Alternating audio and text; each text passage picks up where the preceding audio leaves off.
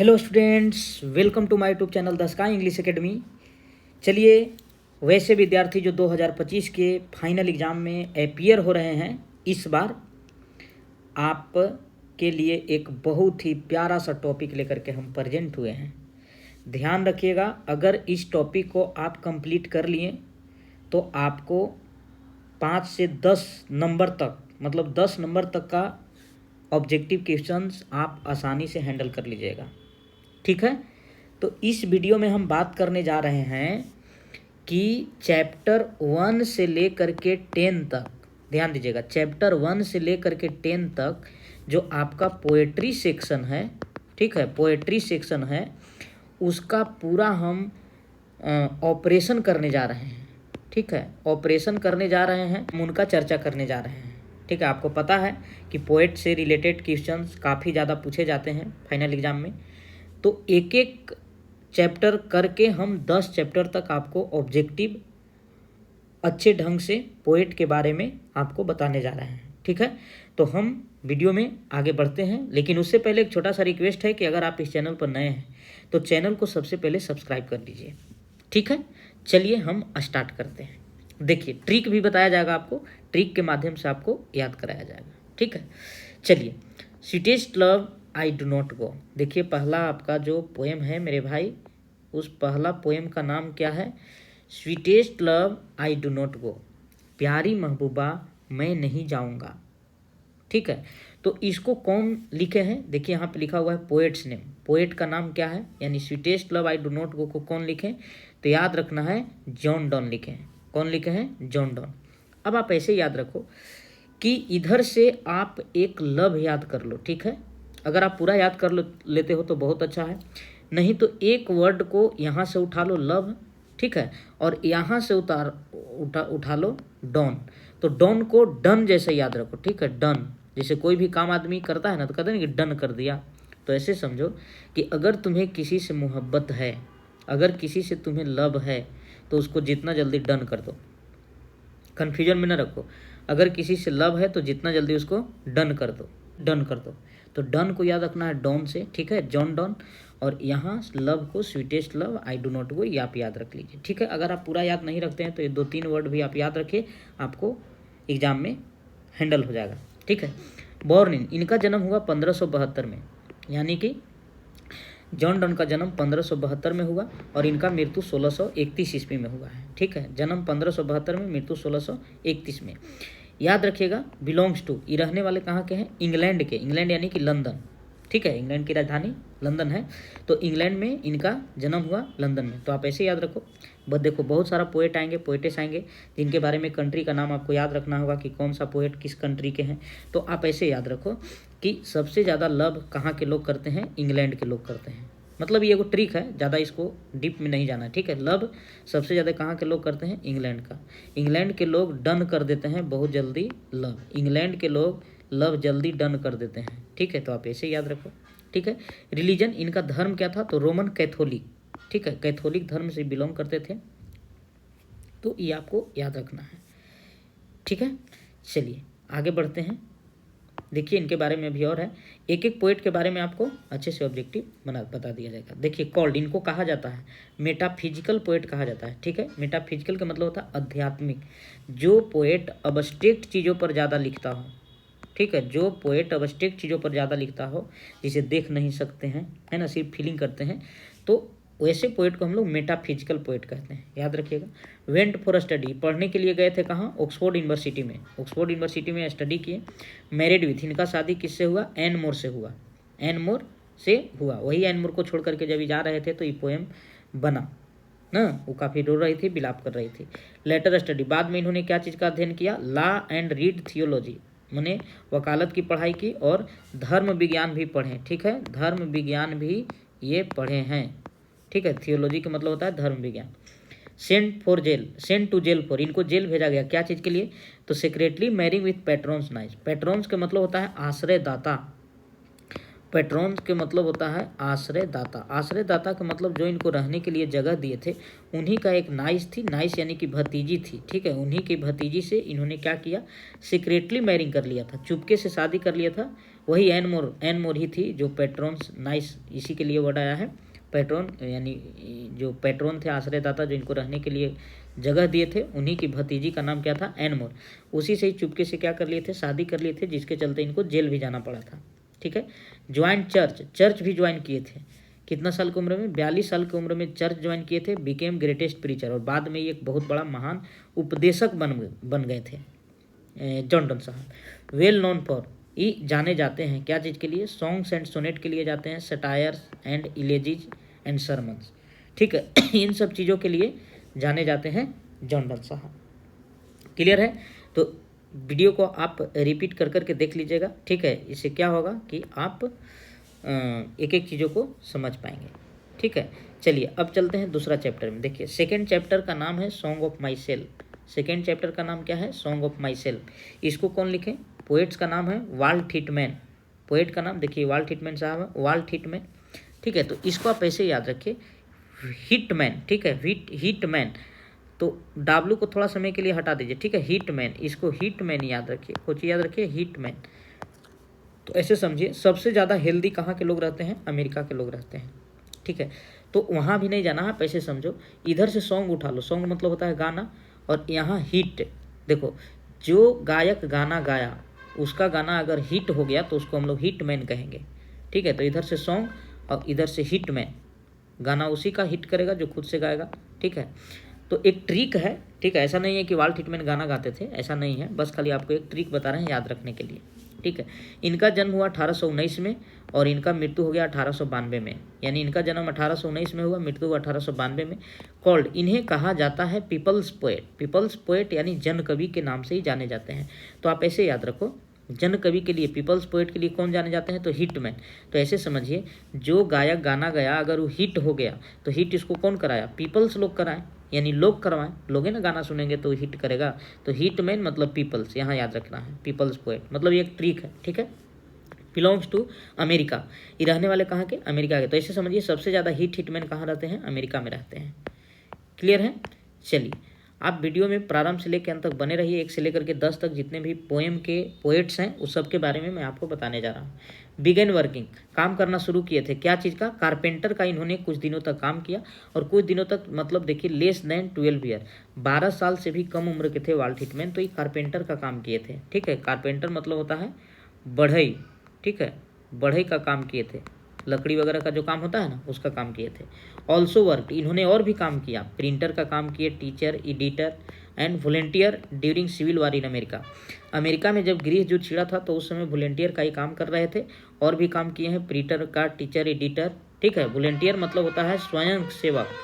स्वयं सेवक के मतलब लोगों को सेवा करने वाले। ठीक है, जब अमेरिका में गृह युद्ध छिड़ा था तो ये लोगों को सेवा कर रहे थे। ठीक है, इनकी रचनाएं दो रचनाएं इंपॉर्टेंट है इनकी, लीव्स ऑफ ग्रास 1855 में और ड्रम टैप्स 1866 ईस्वी में। याद रखिएगा, बहुत ज़्यादा ही रचना जो है पूछता है, तो याद रखिए लीव्स ऑफ ग्रास 1855 में और ड्रम टैप्स कब, 1866 में।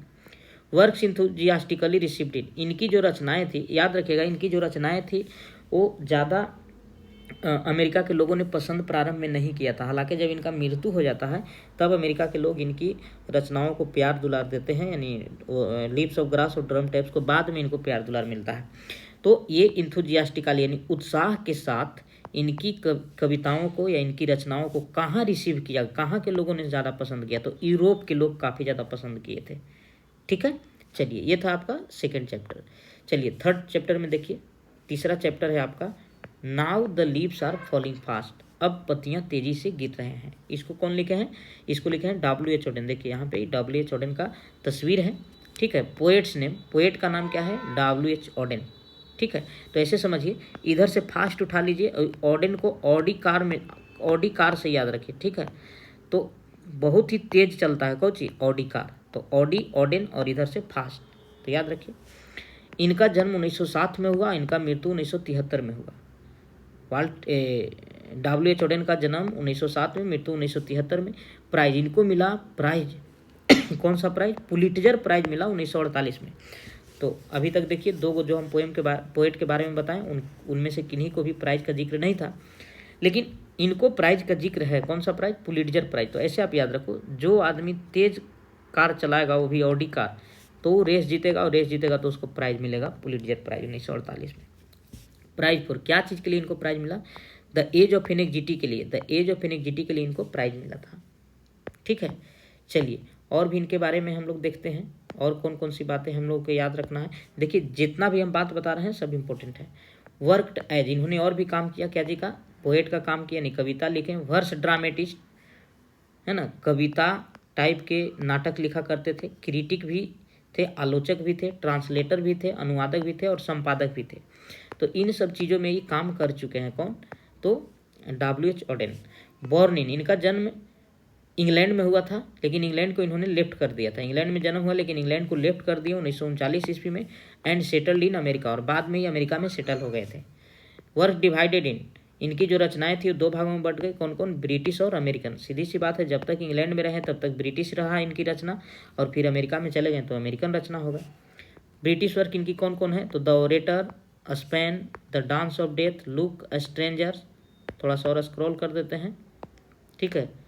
ये सब जितने भी है सब ब्रिटिश इनकी रचना है। The orators, Spain, the dance of death, look stranger, another time. ठीक है। अमेरिकन वर्क्स इनकी कौन कौन सी? जब अमेरिका में सेटल हो गए तो वहाँ से कौन कौन सी इन्होंने रचनाएं लिखा? तो new year letter, for the time being, the age of anxiety. देखिए इसी के लिए इनको प्राइज मिला था, यही किताब हुआ के लिए, द एज ऑफ एनेक्जिटी के लिए कौन सा प्राइज मिला था? Pulitzer prize. The shield of Achilles, ठीक है। ये सब अमेरिका के, इनकी इतना जो है ये अमेरिका की रचना है, और ये सब जो है कहाँ का है? ब्रिटिश है। यानी जब तक इंग्लैंड में रहे तब तक ही लिखे, और इसके बाद ही चले गए कहाँ? अमेरिका में, तो अमेरिकन ये सब रचनाएं हो गए। ठीक है, चलिए चौथा चैप्टर को देखिए ध्यान से, ओड टू ऑटम। ठीक है, ओड टू ऑटम, शरद ऋतु। ठीक है, ऑटम मतलब होता है शरद ऋतु, बड़ा ही सुहावना मौसम है। अच्छे ढंग से ये जो जॉन कीट्स हैं वो बहुत ही अच्छे ढंग से इसको बताने की कोशिश किए हैं। पोएट्स नाम, पोएट का नाम क्या है? John Keats. ठीक है, क्या नाम है? John Keats. ऐसे याद रखिए, ऑटम में कीट जो है, कीट पतंग, कीट पतंग जो है, छोटे छोटे कीड़े मकोड़े, वो खुश हो जाते हैं। अब ऐसा नहीं कि कीड़ा थे, लेकिन आपको याद रखना है कीट से कैसे हूँ। देखो ट्रिक सीधा नहीं निकाला जाता है, ठीक है, ट्रिक थोड़ा सा हास्यास्पद होता है। बॉर्न इन, इनका जन्म 1795 में हुआ, इनका मृत्यु 1821 में हुआ, याद रखना है। 1795 में जन्म हुआ, 1821 में मृत्यु हुआ। डाइड ऑफ, इनका मृत्यु ट्यूबरक्लोसिस से हुआ, टीबी से। कितना साल की उम्र में? 26 साल की उम्र में। 26 साल की उम्र में जॉन कीट्स का मृत्यु ट्यूबरक्लोसिस से हुआ, यानी टीबी से हुआ, क्षय रोग। बर्थ प्लेस, इनका जन्म कहाँ है? मूनफील्ड, मूनफील्ड नामक एक जगह है इंग्लैंड में, ठीक है, वहीं इनका जन्म हुआ था। कॉल्ड, इनको कहा जाता है रोमांटिक या नेचर पोएट। तो ऐसे याद रखो, ऑटम ऐसा मौसम है कि मूड को रोमांटिक बना देता है। ठीक है, तो याद रखना है। चलिए आगे बढ़ते हैं। हाँ, ध्यान दीजिएगा, बिलोंग्स टू, रहने वाले कहाँ के? इंग्लैंड के। ठीक है, इंग्लैंड के रहने वाले थे। स्टडी डेट, इन्होंने पढ़ाई लिखाई कहाँ किया? तो क्लार्क स्कूल, जो कि इन फील्ड में है। याद रखिएगा, मून फील्ड में उनका जन्म हुआ, और इन फील्ड में इन्होंने स्टडी किया। स्कूल का नाम क्या था? Clarke school. Deeply interested in, गहराई से रुचि रखते थे कोची में? क्रिकेट एंड बॉक्सिंग में ना, क्रिकेट और बॉक्सिंग में काफ़ी ज़्यादा इनको रुचि था। पहला पोएम इनका जो था वो lines in imitation of Spencer. याद रखिएगा, ये जो पहला पोएम लिखे थे उसका नाम क्या था? Lines in imitation of Spencer, 1814 ईस्वी में लिखे थे। इंडिमियन वाज पब्लिश्ड इन, इंडिमियन प्रकाशित हुआ था 1817 ईस्वी में। हीज ओड्स, इनकी कुछ ओड्स हैं, ठीक है, गाने योग पोएम है। तो on indolence, on a Grecian ode, to Psyche, to a nightingale, on melancholy और टू ऑटम, ये सब क्या है? इनकी ओड कविताएं हैं। ठीक है। For the poet, for the poet, लेखक के लिए, लेखक के लिए क्या है? सॉरी, कवि के लिए, कवि के लिए क्या है? A thing is beauty is Joy for ever, a thing for beauty. ठीक है, अ थिंग ऑफ ब्यूटी, एक second, a thing of beauty is Joy for ever, मतलब एक वस्तु की सुंदरता जो है जॉय करने के ही लिए है, ऐसा ही मानते थे। माने किसी भी चीज़, कोई अगर सुंदर है तो ये समझो कि वो जॉय ही करने के लिए है। ठीक है, ऐसा ही मानते थे। चलिए आगे बढ़ते हैं।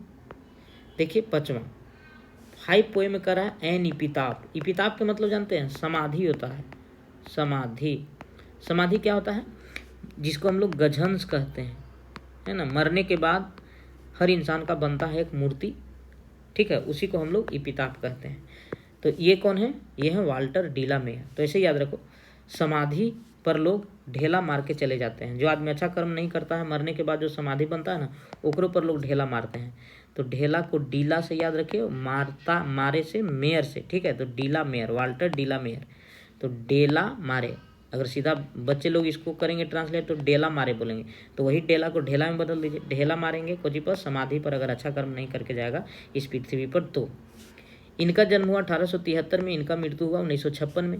रहने वाले कहाँ के? इंग्लैंड के। तो इसे याद रखिए, सबसे ज़्यादा कहाँ के बच्चे ढेला मारते हैं? इंग्लैंड के बच्चे ढेला मारते हैं, ठीक है। लॉस्ट हिज फादर, अपने पिताजी को खो दिए थे जब ये थे कितना साल के? 4 साल के। तो 4 साल के बच्चे सबसे ज़्यादा ढेला मारता है, इसे याद रखिए, ठीक है। इनको कहा जाता है, कैसा पोएट थे? इनको कहा जाता है चिल्ड्रेन पोएट ना, ये बच्चों का कवि थे, ठीक है। चिल्ड्रेन पोएट कहा जाता है। इनकी रचनाएं हैं सॉन्ग्स फॉर चिल्ड्रेन, पीकॉक पाई। इनकी 2 रचनाएं बड़ा ही इंपॉर्टेंट है, सॉन्ग्स फॉर चिल्ड्रेन और पीकॉक पाई, याद रखना है। ऑनर्ड हिम, इन्हें सम्मानित किए थे कौन? क्वीन एलिजाबेथ द्वितीय।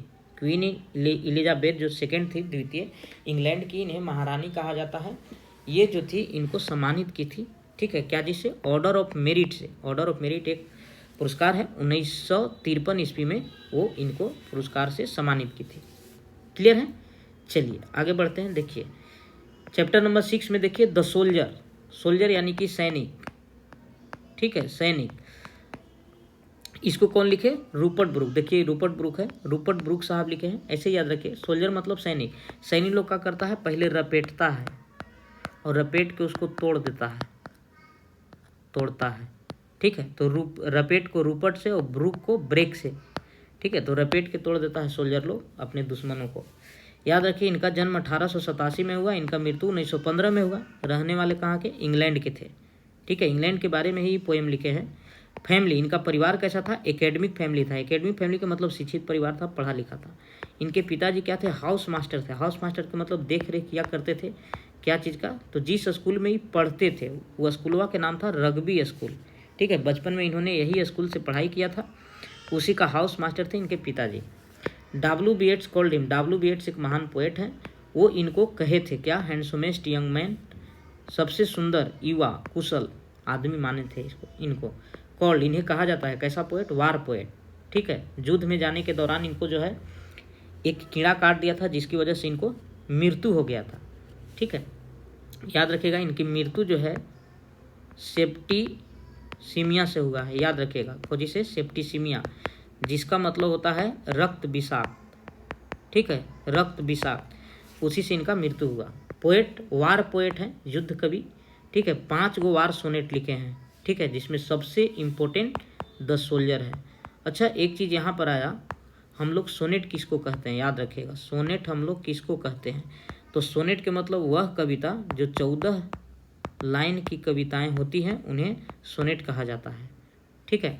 और इसमें जो प्रथम 8 लाइन होता है वो ऑक्टेव कहलाता है और लास्ट के 6 लाइन होता है वो सेस्टेट कहलाता है, ठीक है। इस चीज़ को आप याद रखिएगा। तो इन्हें वार पोएट कहा जाता है। 5 गो सोनेट लिखे हैं, वार सोनेट, जिसमें सबसे ज़्यादा इम्पोर्टेंट कौन है? द सोल्जर, जिसको ये हम लोग को जो चैप्टर पढ़ना है, ठीक है। चलिए किस अगला देखिए chapter number 7, Macavity the mystery cat, ठीक है। इसको कौन लिखे हैं? T.S. इलियट साहब लिखे हैं। देखिए T.S. इलियट साहब हैं, इनका तस्वीर है। तो मैकिविटी द मिस्टी कैट, इधर से आप कैट याद रखिए और इसको लिखे हैं T.S. इलियट। इलियट को बदल दीजिए इडियट में, ठीक है। बिल्ली कैसा होता है? इडियट होता है, ठीक है। तो इलियट और इडियट और इधर से कैट, याद रखिए। जन्म हुआ 1888 में, मृत्यु हुआ 1965 में। जन्म कहाँ हुआ? अमेरिका में हुआ। सेटल कहाँ हुए? इंग्लैंड में, याद रखिएगा। अभी तक 2 पोएट ऐसे हैं जो अपनी कंट्री को चेंज किए हैं, ठीक है। एक जो मैंने पीछे बताया कि उनका जन्म हुआ था कहाँ? इंग्लैंड में, और अमेरिका में चले गए थे। और इनका जन्म अमेरिका में हुआ लेकिन चले गए कहाँ? इंग्लैंड में। वो पीछे जो हैं वो W.H. ऑडेन थे और ये हैं आपका T.S. इलियट, ठीक है।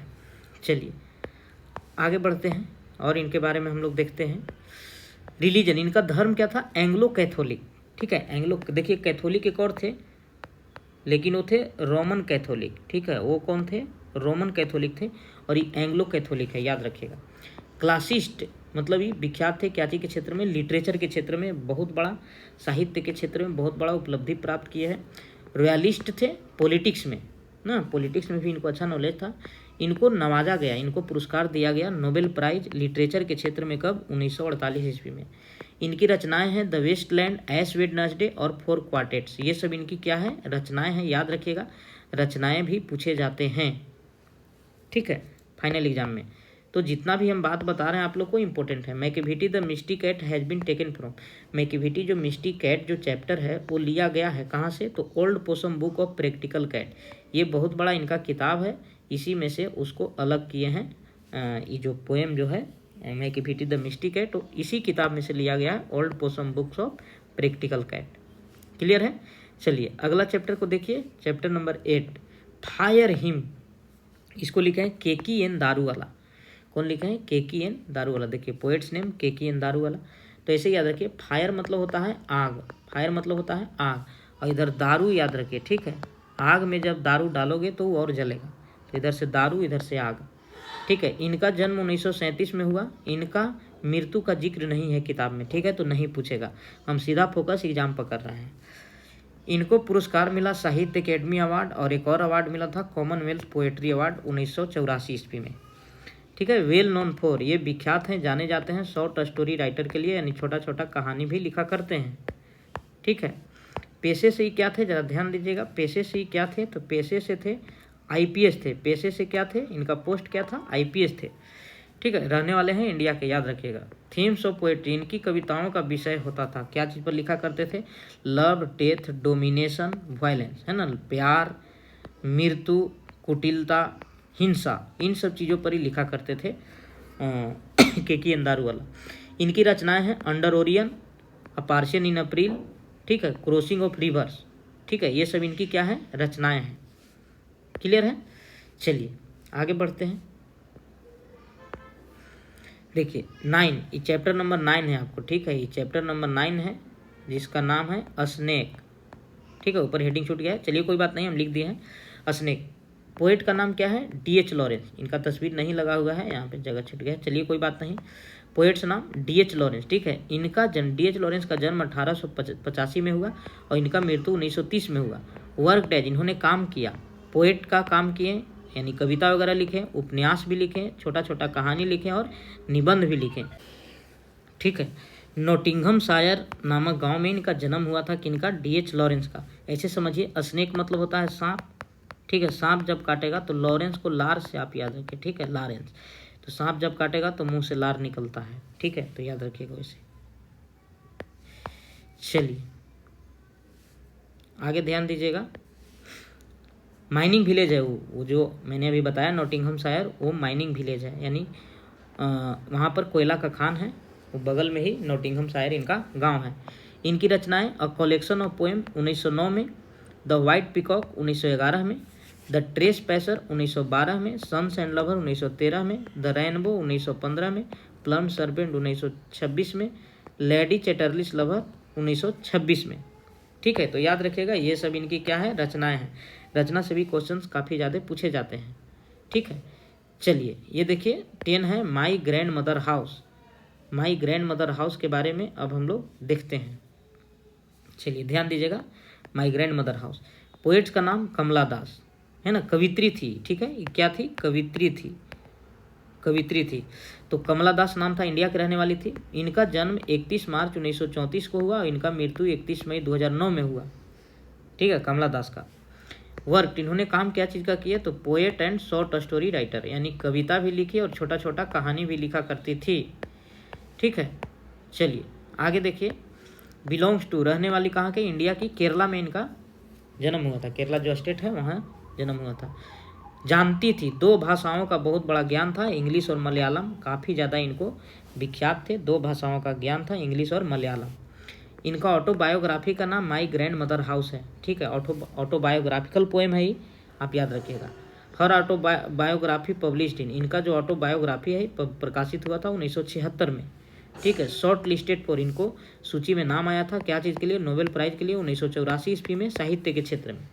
इनकी रचनाएं समर इन कोलकाता 1963 में, सायरन्स 1964 में, द डिसेंडेंट 1967 में, द ओल्ड प्ले हाउस, ठीक है, the old play house and other poem 1973 में, द एनामेटल पोएम्स 1985 में, only saint knows how to sing इसका ईस्वी नहीं है, चलिए कोई बात नहीं। यह सल्ला 2009 में, यही इनका धर्म परिवर्तन जब ये किए थे अपने जीवन के अंतिम क्षण में, तो यही धर्म परिवर्तन करने के बाद ये सबसे लास्ट पोएम था इनका, जिसका नाम था यश सल्ला, 2009 में, और 2009 में ही इनका मृत्यु भी हो गया था। क्लियर है? तो उम्मीद करते हैं कि जितने भी पोएट थे, पोएटेस थे, इन सब के बारे में आपको डिटेल बता दिया गया। आप एक बार, दो बार, तीन बार अच्छे से आप लोग देख लीजिए, स्टडी कर लीजिए, ताकि आपको पोएट से रिलेटेड जो क्वेश्चंस फाइनल एग्जाम में पूछे जाएंगे वो आपको छूटे नहीं। ठीक है, मिलते हैं फिर अगला वीडियो में। अगला वीडियो हम प्रोज सेक्शन का लेकर के आएंगे और सब लेखक के बारे में यानी राइटर के बारे में पूरा चीज़ बता दिया जाएगा। ठीक है, वीडियो अगर अच्छा लगे तो अपने दोस्तों को शेयर कर दीजिए, वीडियो को लाइक कर दीजिए, कमेंट करके बताइए कि कैसा लगा। ठीक है, थैंक्स स्टूडेंट्स, मिलते हैं नेक्स्ट वीडियो में, तब तक के लिए सभी को धन्यवाद।